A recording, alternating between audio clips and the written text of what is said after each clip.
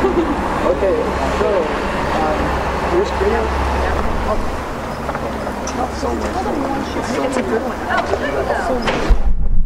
I want to thank everybody for coming to join us and hear our call about something that's very important to Native American people and non-Native American people around this country and around this world. We are asking the city of Vallejo in GVRD not to desecrate a 3,500 years old sacred burial ground. We are asking and then pleading with them at a last minute call, do not disturb this sacred site. They have disturbed this site before. They have 13,000 remains locked up at UC Berkeley in cardboard boxes in gym lockers.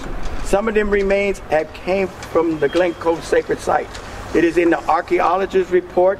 It is reported that this is a sacred place by Nelson in 1905. He was a student at UC Berkeley.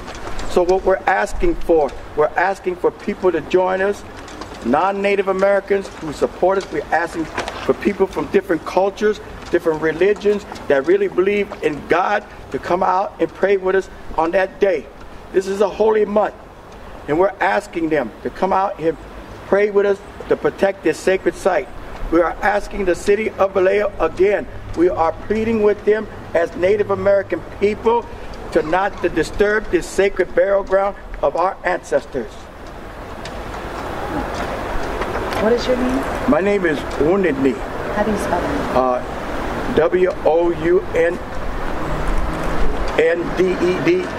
WOUNNDEDKNEE. Wounded Knee. Thank you very much for coming. Good afternoon. My name is Bradley Angel, and I'm the Executive Director of Green Action for Health and Environmental Justice. And we're here in solidarity with the Native people here in Vallejo, in the Bay Area, and with tribes and tribe members that have ancestral ties to Glen Cove. Although we're an environmental group, we are involved in this because we are so shocked at the injustice that the city of Vallejo and the greater Vallejo Recreation District has the nerve and the disrespect for Native people to think it's okay to build a toilet on top of where people are buried. We think it's an outrage that they want to put a parking lot on top of where people are buried.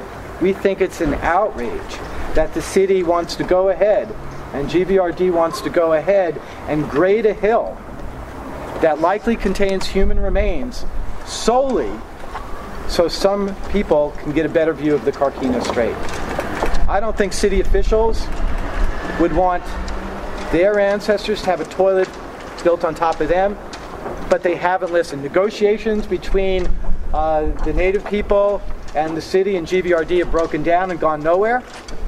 The city even on Friday refused to agree to drop their plans for the toilet.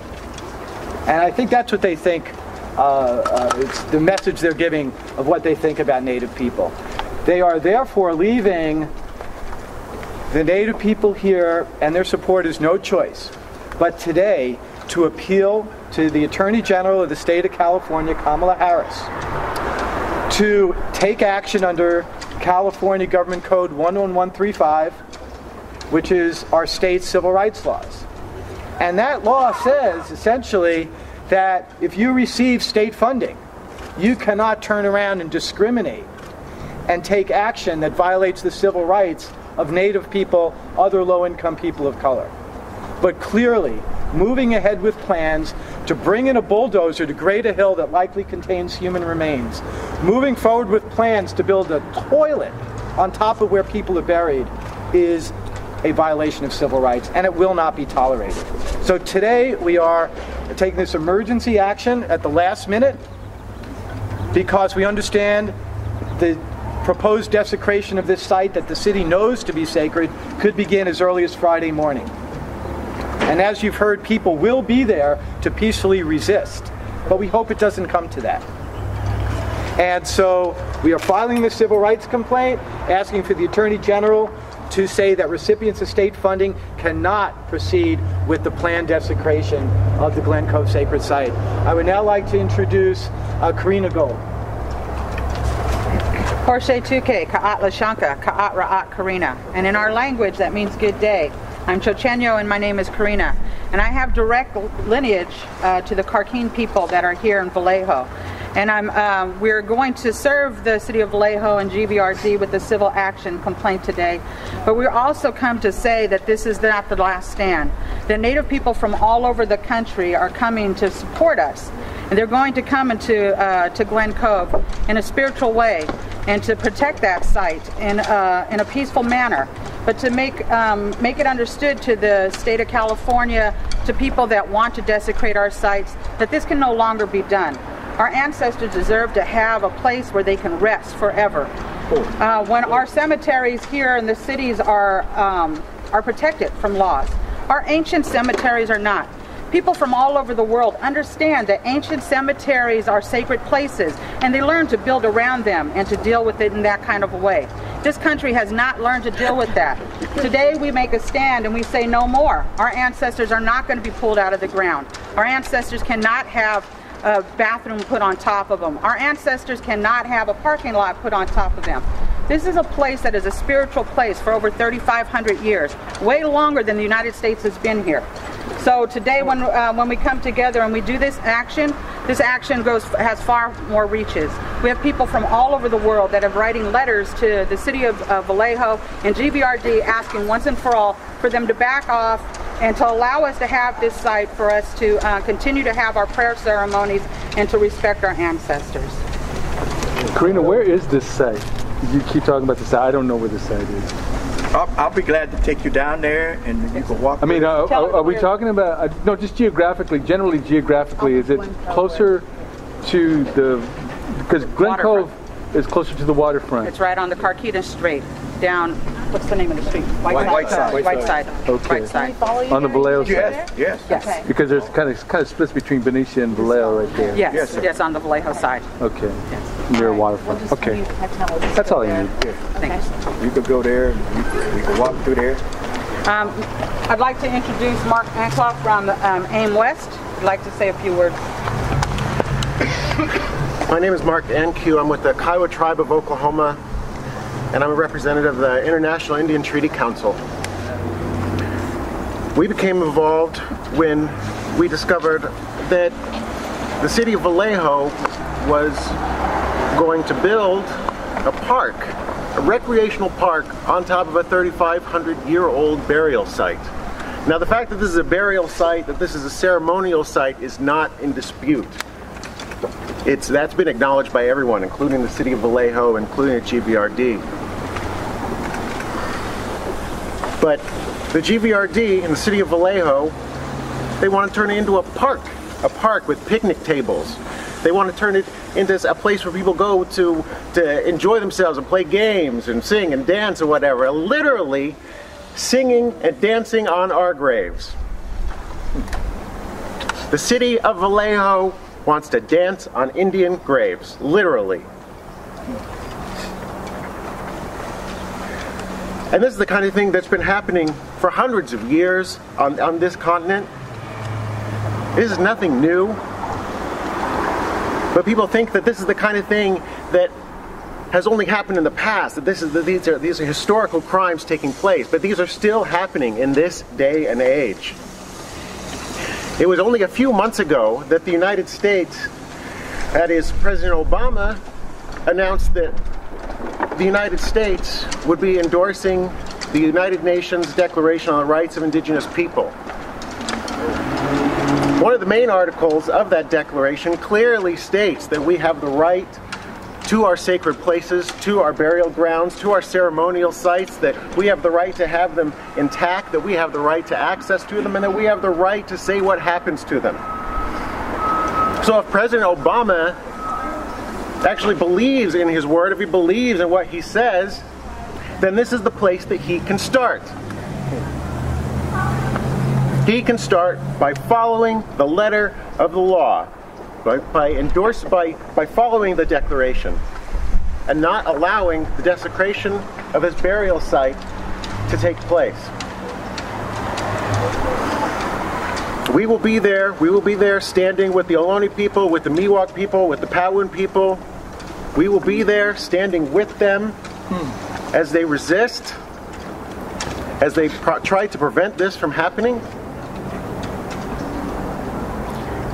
And we hope that this will be the last time that this happens, but we know it won't be. But we will continue to resist as our people have for over 500 years. Thank you. Can I get your name again, sir? Mark Anquoe, A-N-Q-U-O-E. And you're with? International Indian Treaty Council. You'll be there on Fridays and Friday morning? Okay. Thank you, Mark. Go ahead. We have just one more speaker and then we can take I questions. just wanted to add that my name is Kim Dio Campo and I am a member of the Miwok Nation. The Glen Cove community, just for all of you that don't live here in this area, already have a park complete with a parking lot and bathrooms that is less than a mile away from the burial site. So I don't understand why this particular community needs two parks. With Vallejo in such a cash-strapped situation, why is GVRD building a new park when they can't even take care of the parks that we have? They're full of graffiti and trash. They've been used as dump sites. So I don't understand why they need a second park. That's all I have to say. But I wanted you guys to know that this community already has a park in place.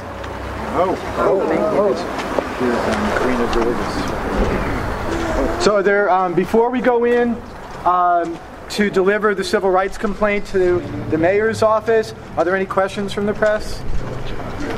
And I know if any press came late, we'd be glad to talk to you. But yes. Oh, Jim, yes. Oh, sure, please. Come on heading down to Glen Cove. I just want to say that on behalf of the American Indian Movement, today is a day that we're going to stand in prayer and in solidarity with the people here that these ancestors belong to. We also want to remind people that today is also going to be the day that we're going to stand in prayer and we're going to resist in prayer. So we just want to let you know that whatever happens in the next few days, we're going to be in that prayerful, respectful way. And again, I just want to remind people that we do have many members of the American Indian communities, American Indian nations, and American Indian movement that will be converging here the next few days to offer their prayers and support. Many times people fail to understand that our ancestors are still here with us and they still communicate with us. And so today we're going to be communicating with them in the next few days as well, and hopefully we can come to some resolution in regards to this issue here. Again, I just want to say it's an honor to be here to support the Spirit Group, the American Indian Movement, the International Indian Treaty Council, many of the other Indian nations and tribes here today. My name is Bill Simmons from the American Indian Movement. All right, well, thank you everybody for coming. Are there any last questions? And then I'm going to ask Wounded Knee and Karina to take this up to whoever wants to go up to the mayor's office.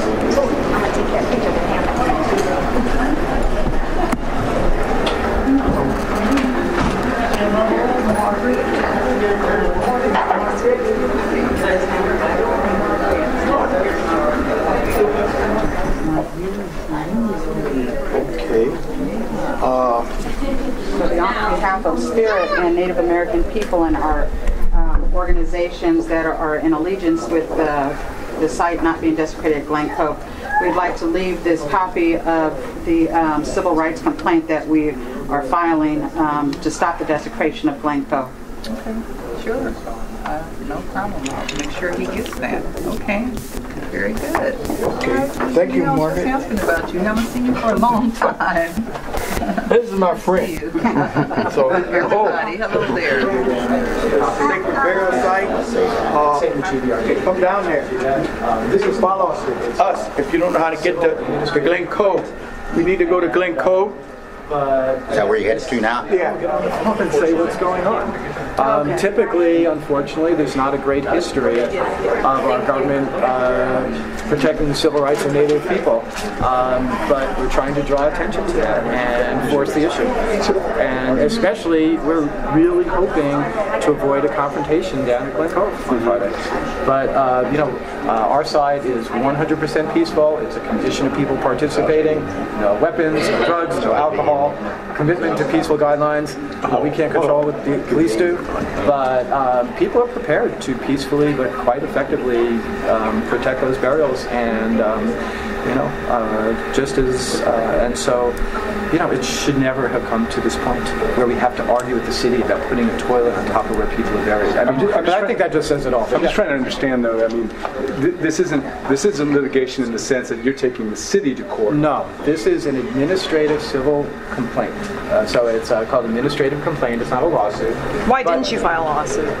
It's really hard to litigate around these issues. So what our hope is that this will bring much needed attention at the 11th hour. Well, there was an EIR done on this, wasn't there? Right, but part of what our civil rights complaint documents is that the city actively took action to intentionally exclude Native people from knowing about certain appeal processes, and we found that in a Freedom of Public Records Act request at GVRD, where they were gloating about not telling the Native people about a timeline for an appeal. So there wasn't real good notice. Can we get a copy of that? Sure. And we quoted in here, but yeah, we have a copy of that. I guess about 8 months ago, we did the Public Records Act request, and we went through boxes. We didn't even know. It was like, what are we looking for? And we're like, well, we're not sure, but let's see what we find. And we found, one of the things we found was an email between city planning and the consultants, basically saying, we don't have to tell the Native people about this new appeal period. And that's what we're dealing with, is systematic, and that's part of the civil rights complaint. It's not only the planned desecration, but it's the systematic exclusion of people from the right to participate in decision making. And we're talking about residents of Vallejo. I'm not a resident of Kalamazoo. Yeah. So that's our hope, is that, if the laws of this land meant anything, we wouldn't have to be, and all these folks here today taking time out of our lives to plea that toilets not get built on top of the burial, or that bulldozers don't be brought in where there's burials. I mean, what would you like to see with that land? Just left as is? I'd like to see it out there anyway. And that's fine. Yes, and that's what we're puzzled about. It's already public space. It's a beautiful location. People use it. They fish. They relax. They take in the beauty of the area. And the local Native community has been performing ceremonies there, twice, 2 or 3 times a year for the past few years. You can just ask the people in the neighborhood, how often they see the Indians come and do ceremony there. What about the Strebel Mansion? It seems to be collapsing. Yeah. Do you guys object to that being taken down because it's a hazard? That was one of the things we actually made progress on with this GVRD the other day, is that they seem to be willing to work with the Native organization Spirit to figure out how to very carefully demolish that, because that's actually ground zero for a lot of the burials. So you want to see the house go? Our coalition is willing to see that taken down, if by hand and with proper Native supervision. And there seems to be close to a meeting of the minds on that. So that's why at the beginning of the discussion on Friday with GVRD, I started to get optimistic, but then when they wouldn't drop the toilet, they were playing games. They were literally said, we're not going to drop the toilet unless you let us bring the bulldozers in on the hill, essentially. And we were like, well, I guess we're not agreeing. Is the burial ground just in one spot, or is it? Are they literally going to be putting restrooms on the spot where the burial ground is? It's known. I don't think anybody knows exactly. Obviously, nobody knows exactly how many burials, but it's spread over a wide area, and there are certain areas that have been found to be a concentration of burials. So, for example, in front, under, and around the mansion, including where they drilled a couple of months ago, because there was an underground storage tank, and they drilled right there. But so that's known to be a major area. Okay. But this was a village for what, at least 3,500 years, if not longer, used by many tribes. So, you know, what I've been told and understand from our research is that there's human remains all over the place, and clearly GVRD cannot tell us. I mean, they were even playing games about where did the fill come from that's on the hill. And Karina could speak more about she's been dealing with this a lot longer than I can in terms of Karina, they were asking about the location of the burials, and I was talking about, while it's known to be concentrated in certain areas, it's spread throughout the site. But Karina's much more. Yeah, I'm sorry. I don't know where you left off, but when they built condominiums above where the site is now, the 15 acres are, they took that stuff, they took the burial remains and the land that the remains were in, and they moved it down into the Glen Cove area. What they plan to do is to grade that area out without knowing whether there's remains or artifacts still in that area. Also, under the Sturmel Mansion is a huge piece of a shell mound. Shell mounds to my ancestors are burial sites always. They're different from village sites. So we know that there are at least 2 separate pieces on Glen Cove property on that area that has remains on there. And so the whole site is sacred to us, not just pieces of it, because there was places where people lived and had have the villages there and ate and stuff, but there was also places that were definitely designated as cemetery sites.